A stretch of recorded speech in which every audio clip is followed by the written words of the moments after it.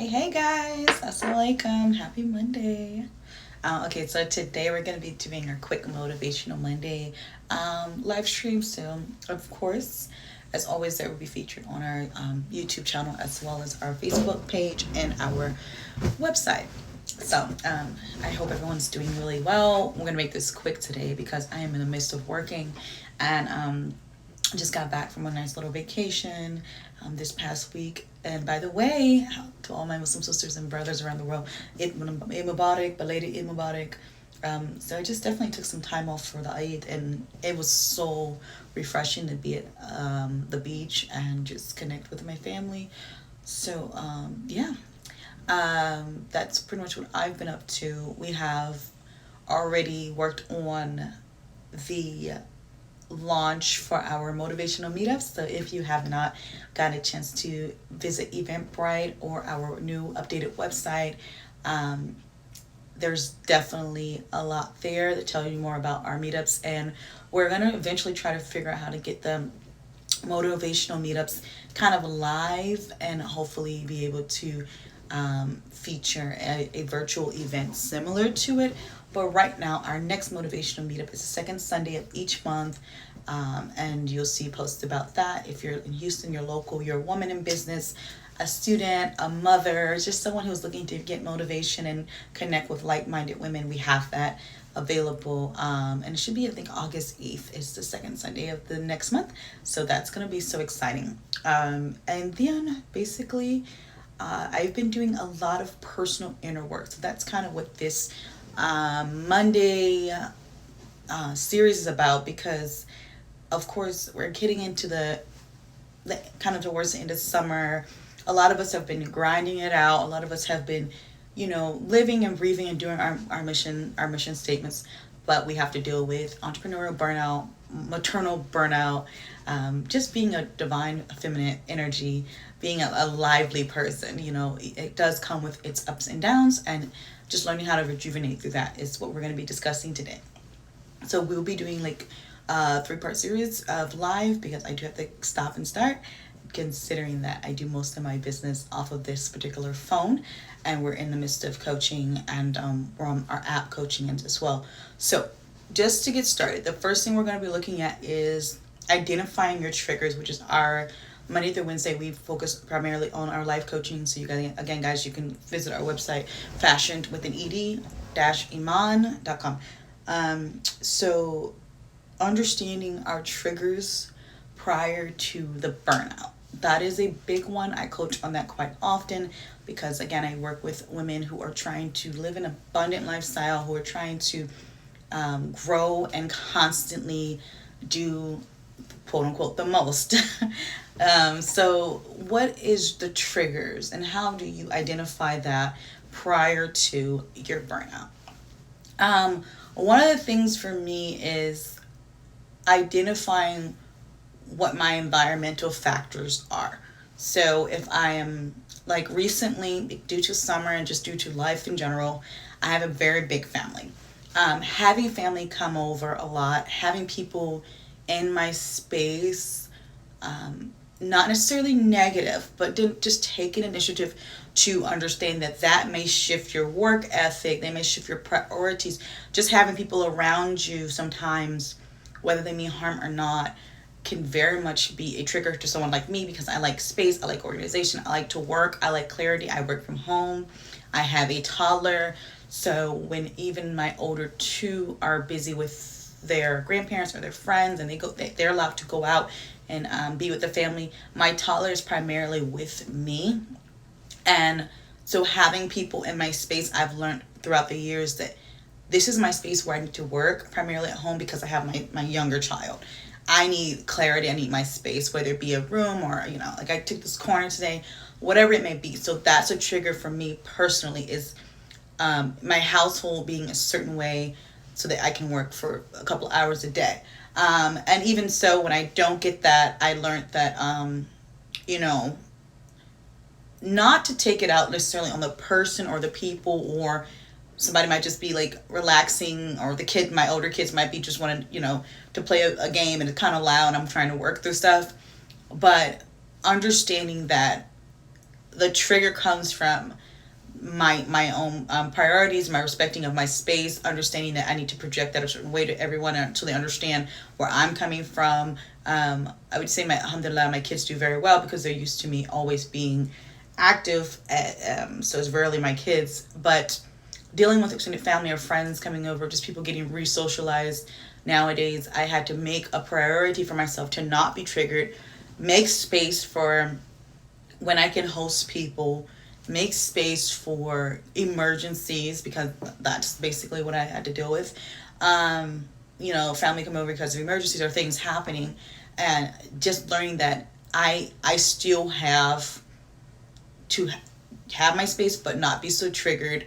Understand that I still have my priorities set, and then I have to understand that I have to project my priorities a certain way to everyone so they understand what I'm going through and what I need, because it's a necessity.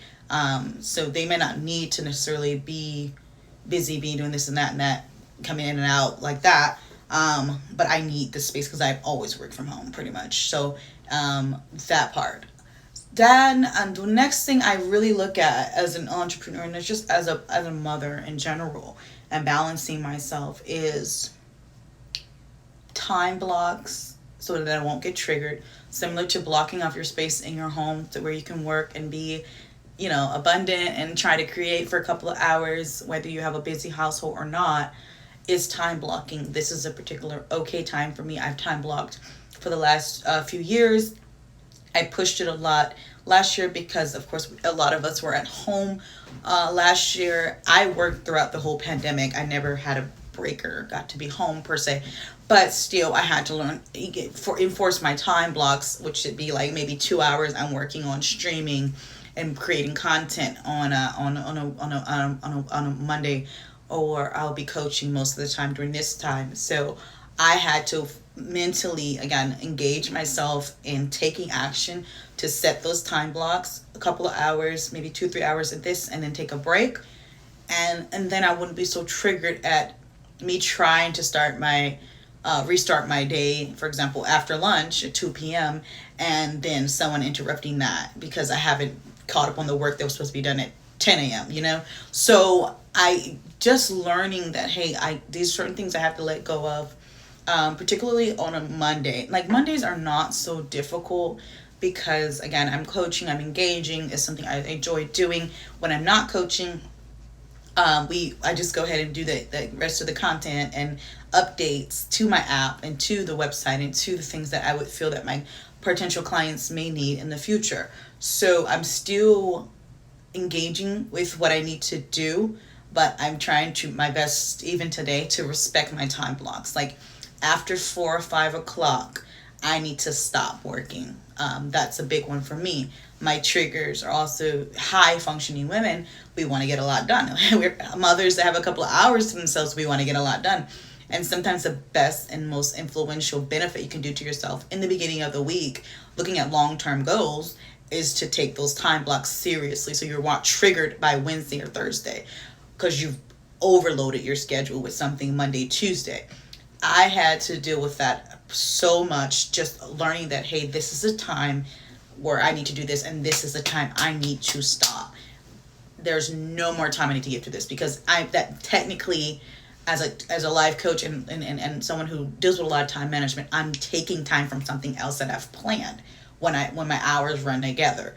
You see what I mean? So you might typically have a 5-hour, 6-hour workday with as an entrepreneur. That might be all the time you can get. A couple of hours in the morning, a couple of hours in the evening, right? You don't want to take away from your dinner time. You don't want to take away some time from your family because work-life balance is what we're looking for at a certain time.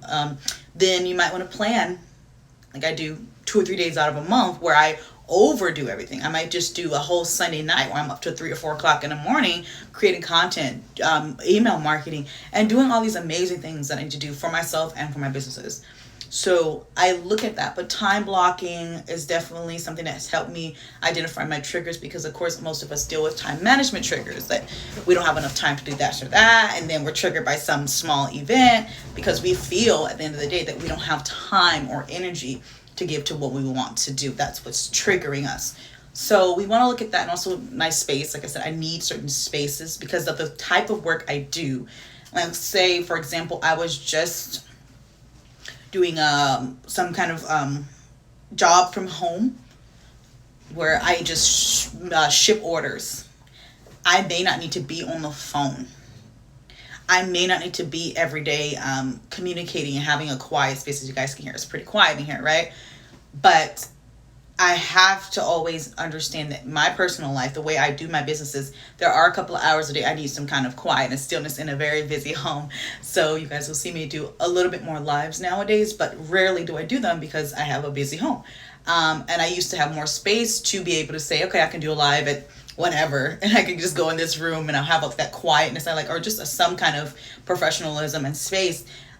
Where nowadays, again, I had to make that for myself. I had to really push, and I have to look at the time of the household, what everybody needs, what everybody's kind of doing. Sometimes I will do a live at like an office or like a Starbucks or whatever, but that's just playing by ear to how the world is waking back up and how what's available to me. So I do look at that, just looking at what it is that I need for myself, how I like to work, keeping my level of professionalism and just clarity, more or less. It's not to show off or to be like a certain way. It's actually so I can have the clarity to go and give the best of myself to the particular project or work that I need to do.